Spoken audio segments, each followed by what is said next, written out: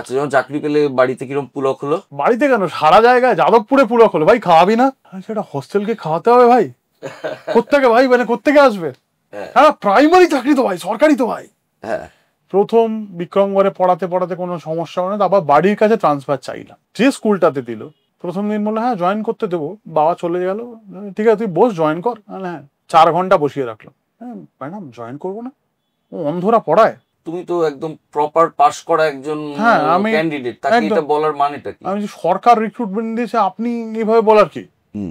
ওখান থেকে DI office খুব একটা দূরে না, আমি সোজা একটা চিঠি লিখে চলে গেলাম যে দেখুন আমাকে এরকম জয়েন করতে দেওয়া হচ্ছে না। পরের দিন ফোন করছে, কেন উপর মহলে বললেন, আসুন আসুন। জয়েন করলাম। আপনি ব্রেল বই নিয়ে ক্লাসে পড়াচ্ছেন, বাচ্চারাও খুব ভালোবাসছে, কিন্তু আপনি যদি পড়ে যান তাহলে তো মুশকিল। ওয়াশরুমটা না ইউজ করা যাবে না।